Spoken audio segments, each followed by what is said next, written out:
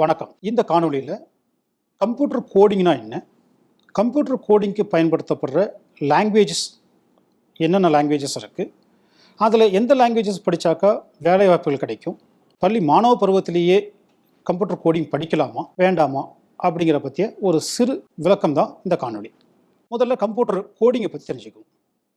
நாம் பயன்படுத்துகிற அனைத்து சாதனங்களுமே கம்ப்யூட்டர் கோடிங் இருக்குது. நம்ம வீட்டில் இருக்கிற TV, micro oven, washing machine, நாம் ரெகுலராக பயன்படுத்துகிற நம்மளுடைய மொபைல் ஃபோன் முதற்கொண்டு எல்லாத்துலேயும் கம்ப்யூட்டர் கோடிங் இருக்குது. டிவிலையும் மைக்ரோ ஓவன்லேயும் வாஷிங் மிஷின்லேயும் பயன்படுத்துகிற கோடிங்கை நம்மளால் மாற்ற முடியாது, அது ஃபிக்ஸ்டு கோடிங்.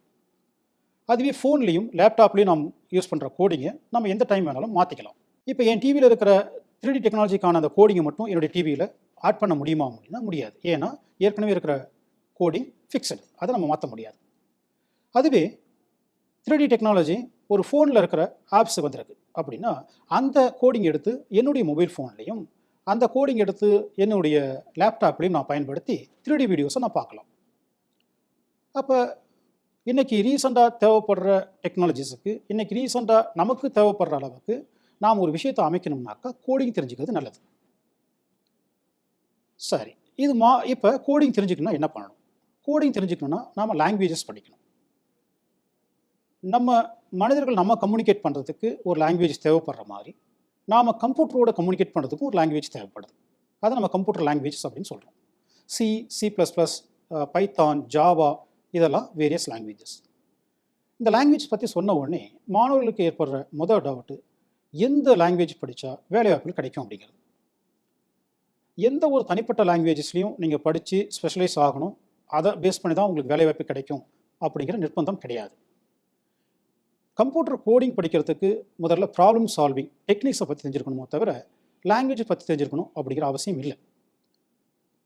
உதாரணத்துக்கு நீங்கள் ஒரு கம்பெனியில் போய் சேர போகிறீங்க அப்படின்னா அந்த சேர போகிற கம்பெனி உங்களுக்கு எப்படி ப்ராப்ளம் சால்வ் பண்ணுறாங்க, ஒரு ப்ராப்ளத்தை கொடுத்தா எப்படி சால்வ் பண்ணுறாங்க, அது என்னென்ன டெக்னிக்ஸ் இருக்குது, அந்த டெக்னிக்ஸ் எப்படி நீங்கள் கற்றுருக்கீங்க அப்படி தான் பார்ப்பாங்களே தவிர உங்களுக்கு என்ன லாங்குவேஜ் தெரியும், அந்த லாங்குவேஜ் எப்படி நீங்கள் போடுறீங்க அப்படின்னு யாரும் பார்க்க மாட்டாங்க. ஏன்னா அவங்களுக்கு தேவைப்படுற லாங்குவேஜில் உங்களுக்கான ட்ரைனிங் கொடுப்பாங்க. உதாரணத்துக்கு நீங்கள் ப்ராப்ளம் சால்விங் டெக்னிக்ஸ் உங்களுக்கு தெரியும், உங்களை சி ப்ரோக்ராம் பண்ண வைக்கணும் அப்படின்னா வித்தின் 2 or 3 months ட்ரைனிங் கொடுத்து உங்களை பண்ண வச்சிடலாம். இல்லை உங்களை பைத்தானை பண்ண வைக்கணும் அப்படின்னா எகெயின் வித்தின் 1 month உங்களுக்கு பைத்தான் கோர்ஸ், பைத்தானில் எப்படி கோடிங் பண்ணுறது அப்படின்னு விளக்கம் கொடுத்து உங்களை கோடிங் பண்ண வச்சிடலாம்.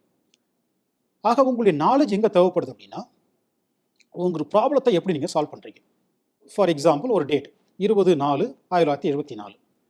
இதில் இப்போ அஸ்ட்ராலஜிக்கல் பிரகாரம் என்ன பண்ணுவாங்க, எல்லா நம்பரையும் ஆட் பண்ணி கடைசியில் ஒரு சிங்கிள் டிஜிட்ஸாக கொடுக்க சொல்லுவாங்க. உதாரணத்துக்கு 2 + 0 + 4 + 1 + 9 + 7 + 4 எல்லாத்தையும் ஆட் பண்ணி ஃபைனலாக என்ன வேல்யூ வருது, ஃபைனலாக வேல்யூ வருது 9 அப்படின்னாக்கா 9 அப்படிங்கிறது அஸ்ட்ராலஜிக்கலாக ஒரு வேல்யூ சொல்லுவாங்க.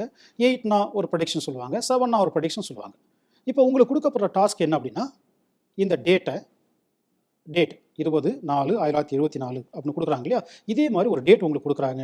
அந்த டேட்டை நீங்கள் கவுண்ட் பண்ணி சிங்கிள் டிஜிட்ஸாக சொல்லணும்.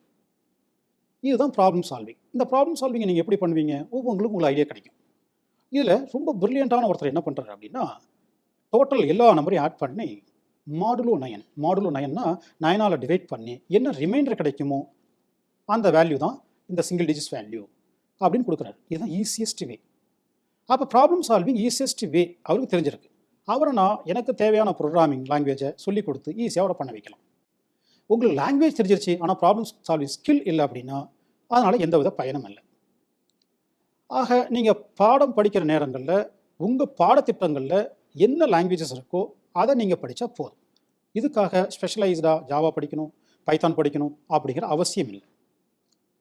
அடுத்த கேள்வி, இன்றைக்கி இருக்கிற ஆன்லைனில் நிறைய அட்வர்டைஸ்மெண்ட்ஸ் வருது. ஸ்கூல் சில்ட்ரன்ஸ் கூட கோடிங் படிங்க அப்படின்னு அட்வர்டைஸ்மெண்ட் வருது. அதெல்லாம் தேவையா அப்படிங்கிற ஒரு கேள்வி எழுது. இந்த கேள்விக்கு ஆன்சர் சொல்லணும் அப்படின்னா கண்டிப்பாக தேவையில்லை. என்னுடைய ஒரு சின்ன எக்ஸ்பீரியன்ஸ் சொல்கிறேன். நான் பொறியியல் கல்லூரியில் பைத்தான் கோர்ஸை எடுக்கிறேன். என்னுடைய பைத்தான் கோர்ஸ் ஃபஸ்ட் இயரில் பைத்தான் கோர்ஸ் எடுக்கிறப்ப என்கிட்ட வர்ற மாணவர்களில் பல மாணவர்களுக்கு +2 வரைக்கும் கம்ப்யூட்டர்னா என்ன, கம்ப்யூட்டர் லாங்குவேஜ்னா என்ன எதுவுமே தெரியாது. சில மாணவர்களுக்கு பைத்தானில் அட்வான்ஸ் பைத்தான் வரைக்கும் நல்லாவே தெரியும். இப்போ அப் டு +2 வரைக்கும் கம்ப்யூட்டர்னா என்னானே தெரியாத வர பையன், எனக்கு பைத்தான் எப்படி படிக்கிறது அப்படின்னு ஒரு பயத்தோடயே படிப்பான். ஆனா உண்மை என்னன்னாக்கா, இந்த +2 வரைக்கும் எதையுமே படிக்காம வராங்க பாருங்க, இவங்க கூட 100க்கு 100 மார்க் எடுக்குறாங்க. ஆக, உங்க பாடத்திட்டத்தில அந்த லாங்குவேஜஸ் இருக்கு, கோடிங் இருக்கு அப்படின்னா, அதற்காக நீங்க படிங்க. இதுக்காக தனியா டைம் ஸ்பெண்ட் பண்ணி நீங்க பண்ண வேணாம். அப்படிங்கிறது என்னுடைய சின்ன அட்வைஸ். கோடிங்க பத்தி உங்களுடைய பாடத்திட்டங்கள்ல வர கோடிங்க நல்லா படிங்க. அதுல ப்ராப்ளம் சால்விங் டெக்னிக்ஸ்ன்னு இருக்கு இல்லையா? அதுல நெறைய கான்சன்ட்ரேட் பண்ணுங்க. மேற்கொண்டு நீங்க ப்ராப்ளம் சால்விங் தெரிஞ்சுக்கணும் அப்படின்னா, அத அத பத்திய கூகுள்ல தேடி, எந்த ஒரு பிரச்சனைக்கும் அத எப்படி சால்வ் பண்றாங்க அப்படிங்கிற வேரியஸ் டெக்னிக்ஸ கத்துக்கங்க. இது உங்கள மேம்படுத்தும். நன்றி, வணக்கம்.